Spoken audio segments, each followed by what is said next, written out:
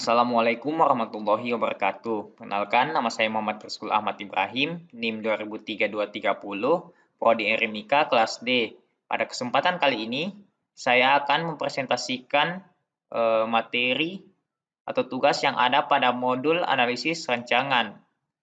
Bagian yang pertama yaitu gambaran umum sistem informasi rumah sakit.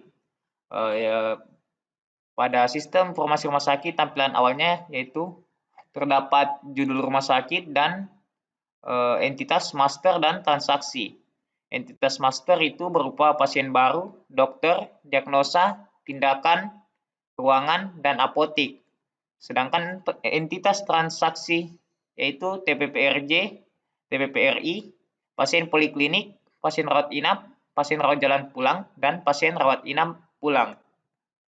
Dan terdapat juga pada menu di atas yaitu pada menu bantuan, laporan, dan untuk menu untuk keluar dari aplikasi sistem informasi rumah sakit.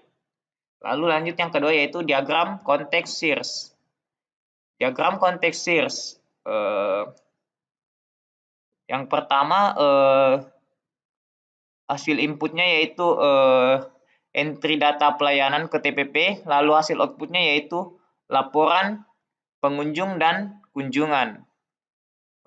Lalu kerawat inap, hasil inputnya yaitu informasi pelayanan rawat inap dan informasi tempat tidur, sedangkan hasil output dari rawat inap yaitu jumlah tempat, yaitu sensus harian rawat inap, input pasien pindahan atau dan dipindahkan, input pasien masuk dan keluar, dan jumlah tempat tidur kosong.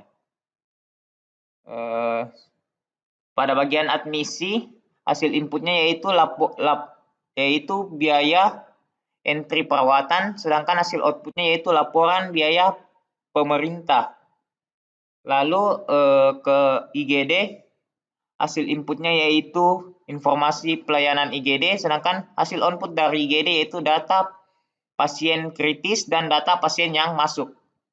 Selanjutnya ke bagian poliklinik. Inputnya yaitu informasi pelayanan rawat jalan, hasil output dari poliklinik yaitu sensus harian rawat jalan, data dokter, data diagnosis, dan data tindakan. Selanjutnya pada bagian apotik. Hasil inputnya yaitu informasi obat, sedangkan hasil outputnya yaitu data obat.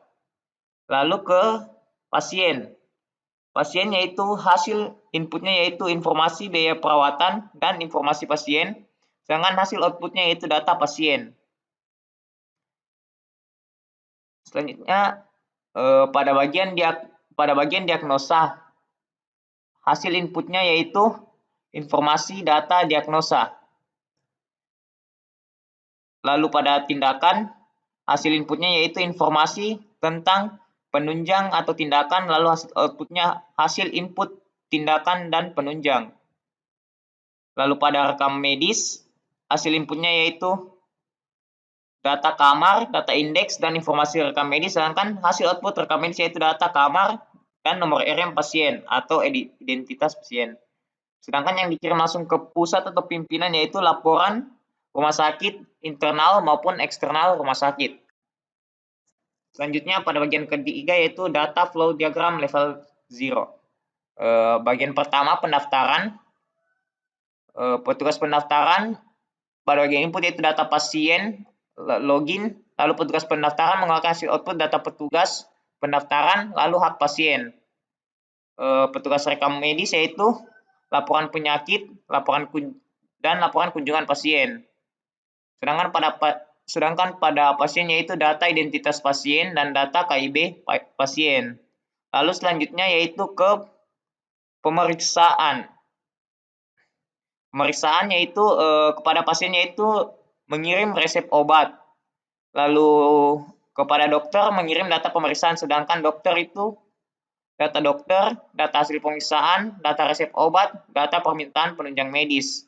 Pada bagian penunjang yaitu data permintaan penunjang medis, sedangkan hasil keluarnya itu data hasil penunjang medis. Selanjutnya pada bagian ketiga transaksi yaitu data nota pembayaran, lalu pada kasir mengirim data pasien. Pada apotik yaitu data obat pasien, lalu apotek mengirimkan data pasien dan resep obat. Dan pada bagian terakhir itu data nota pembayaran diambil itu dari pasien. Selanjutnya pada bagian ketiga yaitu flowchart sistem informasi rumah sakit. Pada bagian pertama yaitu kepegawaian. Kepegawaian flowchart pertama yaitu pada mulai menginput data kepegawaian, lalu muncul data kepegawaian, lalu login pada bagian A yaitu admin. Pada bagian admin, kita menginput username dan password yang telah kita buat, lalu tampil username dan password, lalu login pengguna, lalu memilih level pengguna. Yang pertama yaitu PMIK. Apabila kita ingin login, kita pilih ya. Apabila tidak, kita pilih yang di bagian bawahnya yaitu TPP-RJ. Lalu apabila ya, kita masuk ke TPP-RJ. Apabila tidak, kita masuk ke poliklinik. Lalu bagian poliklinik, apabila kita memilih ya, kita akan masuk ke bagian pemeriksaan penunjang. Apabila tidak, kita akan masuk ke TPP-RI. Pada bagian TPP-RI, apabila kita memilih ya, kita akan login pada TPP-RI, sedangkan pada tidak, kita akan memilih pada rawat inap. Apabila di rawat inap, apabila kita memilih ya, kita akan login ke rawat inap. Apabila tidak, kita akan menuju ke apotik. Lalu apotik, apabila ya, kita akan login ke apotik, sedangkan apabila tidak, kita langsung akan menuju ke bagian kasir. Bagian B yaitu PMIK. Yang pertama kita menginput username password, lalu login. Lalu menginput username dan password yang benar. Apabila salah akan kembali, apabila ya akan lanjut ke data diagnosa, lalu data tindakan, dan yang terakhir yaitu bagian pengolahan yaitu analisis, assembling, coding, indexing, dan pelaporan, lalu ke bagian filing. Selanjutnya yaitu TPP-RJ. Yang pertama kita menginput username dan password, lalu login, lalu menginput username dan password yang benar. Apabila ya, kita akan ada pilihan pasien lama. Apabila tidak, apabila ya akan dibuatkan berkas rekam medis baru. Apabila tidak, maka dibuatkan nomor rekam medis baru dan menginput data pasien, lalu berkas rekam medisnya jadi. Lalu ke bagian poliklinik. Apabila ya akan ke bagian poliklinik, apabila tidak pemeriksaannya selesai di situ. Lalu pada bagian poliklinik menginput username dan password. Lalu login. Lalu masukkan username dan password yang benar. Apabila passwordnya betul, pertama datanya akan dikelola oleh PMIK, lalu menginput keluhan pasien, lalu ke pemeriksaan penunjang. Apabila ya akan diperiksa di poliklinik. Apabila tidak atau kondisinya parah, langsung ke bagian TPP-RI. Apabila ya, pasiennya akan masuk di TPP-RI. Apabila tidak, langsung menuju ke apotik untuk mengambil obat. Selanjutnya yaitu pemeriksaan penunjang. Menginput username dan password, lalu login, lalu username dan password benar, lalu datanya akan dikelola oleh PMIK, yaitu sini yaitu rekam medis, lalu ke bagian laboratorium, lalu akan keluar hasil lab. Lalu pada bagian TPP-RI, menginput username dan password, lalu login, lalu tampil username, lalu menginput username dan password yang benar. Apabila ya akan lanjut ke berkas rekam medisnya, lalu akan tampil data input data pasien, lalu akan pada bagian TPP-RI akan penyediaan ruang perawatan. Apabila ya akan lanjut ke bagian rawat inap. Pada bagian rawat inap menginput username dan password, lalu login, lalu masukkan username dan password yang benar. Apabila ya akan muncul berkas rekam medisnya, lalu pasien akan mendapatkan perawatan. Apabila selesai dan apabila masih membutuhkan pemeriksaan penunjang, maka akan setelah pemeriksaan penunjang lalu ke bagian apotik, lalu apabila tidak langsung kepada bagian kasir. Lalu selanjutnya pada bagian apotik menginput username dan password, lalu login, lalu username dan password dan benar, lalu berkas rekam medisnya tampil, lalu muncul data obat, lalu pada bagian kasir, yaitu I. Pada bagian kasir, menginput username dan password, lalu login, lalu username dan password benar, ya akan muncul data rekam medisnya, lalu pembayaran. Dan yang terakhir, flowchart-nya telah selesai. Selanjutnya pada bagian kelima yaitu ERD Simeres. Entitas yang pertama yaitu pasien. Data pasien berupa nama pasien dengan primary key, nomor RM, nama pasien, tempat tanggal lahir, agama, jenis kelamin, kerjaan, alamat, asuransi, lalu nama penanggung jawab pasien, pekerjaan penanggung jawab, hubungan pasien, kelompok dinas, kesatuan, status, pangkat, dan NIP. Lalu entitas yang kedua yaitu dokter.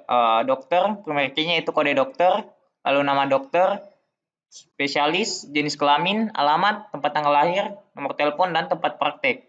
Lalu entitas yang ketiga yaitu diagnosa, dengan primary key kode diagnosa, lalu diagnosa.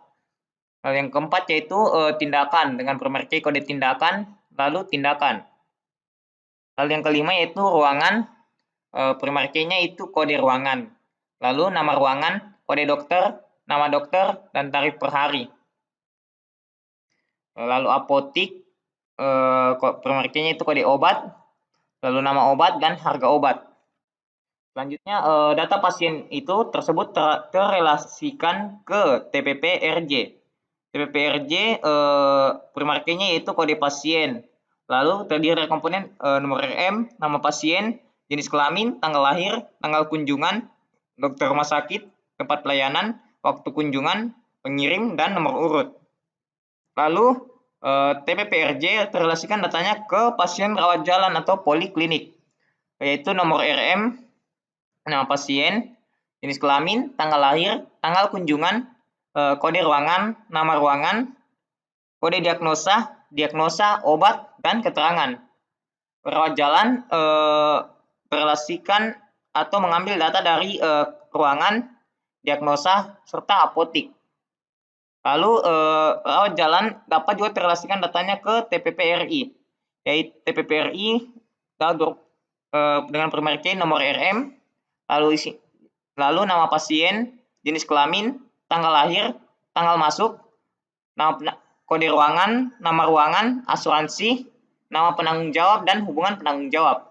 Lalu pada TP2RI terrelasikan datanya ke pasien rawat inap. Pasien rawat inap, primary key-nya yaitu kode pasien, lalu nomor RM, nama pasien, jenis kelamin, kode ruangan, nama ruangan, kode diagnosa, tanggal rawat inap, dan keterangan. Entitas master ini mengambil semua relasi dari bagian diagnosa, tindakan, apotik, pasien, ruangan, maupun data dokter. Lalu selanjutnya yaitu rancangan input. Rancangan input yang pertama yaitu apotik. Di apotik terdiri dari tabel obat yaitu ada kode obat, nama obat, harga obat. Lalu yang kedua yaitu pendaftaran pasien rawat jalan. Terdiri dari komponen kode pasien, nomor rekam medis, jenis kelamin, nama pasien, tanggal lahir, serta untuk merelasikan datanya kita memakai command cari data pasien. Lalu ada pelayanan yang dituju, terdiri dari tanggal kunjungan, tempat pelayanan, dokter rumah sakit, waktu kunjungan, pengirim, dan nomor urut. Lalu yang terakhir yaitu pembayaran pasien rawat jalan pulang. Datanya itu kode pasien, nomor rekam medis, nama pasien, kode obat, dan obat. Kita dapat memakai command tampilkan data pasien untuk melihat data pasien rawat jalan sebelumnya. Lalu akan tampil harga obat, lalu kita mengisi jumlah obat, lalu ada jumlah bayar, pembayaran obat dapat menggunakan umum atau BPJS, lalu ada jumlah tagihan yang harus kita bayar, dan ada jumlah kembali.